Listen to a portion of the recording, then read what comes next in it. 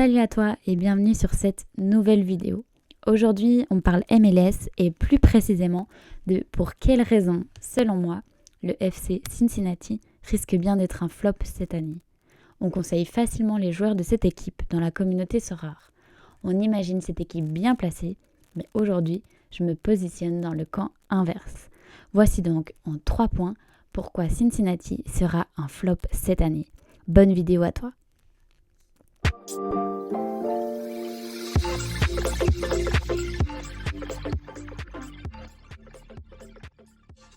En effet, cette équipe de Cincinnati a surpris beaucoup de monde en 2022, finissant 5e de la conférence et en ayant été l'une des meilleures attaques du championnat.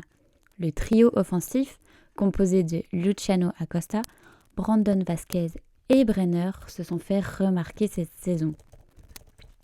En effet, 46 buts et 26 passes décisives en saison régulière, à eux 3. L'entente sur le terrain est formidable, le football pratiqué est beau. Le seul problème à cela, de nombreuses rumeurs de transfert. Chaque membre du trio est concerné. Les offres affluent de tous les pays. À l'heure actuelle, les 3 joueurs jouent encore au club, mais pour combien de temps ? Et au moment où j'enregistre cette vidéo, justement, Brenner ne s'entraîne plus avec son club. Admettons maintenant que la saison de MLS commence avec ce trio, que l'on écarte les questions d'ambiance au sein de l'équipe et vis-à-vis de la direction. Peut-on vraiment imaginer qu'ils finissent tous les 3 la saison à Cincinnati ? À mon avis, s'ils ne partent pas maintenant, ils partiront cet été. Le départ d'un des 3 facilitera le départ des autres. Et je ne suis pas certaine qu'un de ces joueurs soit facilement remplaçable. Ainsi, la plus grande force de cette équipe, l'attaque, sera clairement amoindrie. En défense, pas de quoi se réjouir, car en 2022, seuls Toronto, DC United et Saint-José ont fait pire que les 56 buts encaissés. On peut résumer vulgairement la tactique de Cincinnati par marquer plus que son adversaire. Mais pour ce faire, il faut encore avoir les attaquants pour. Le deuxième point, je serai beaucoup plus rapide sur celui-là, et l'effet de surprise. En effet, en 2019, en 2020 et en 2021, Cincinnati terminait dernier de sa conférence. En 2023, ils seront bien plus attendus qu'en 2022. Encore un argument qui ne joue pas pour eux.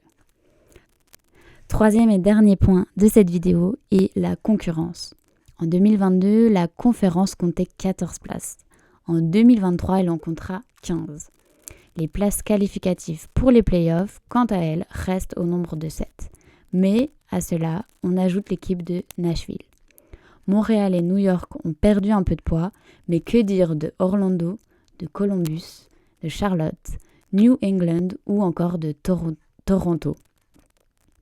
Pour conclure, je dirais que les résultats d'hier ne seront pas forcément ceux de demain.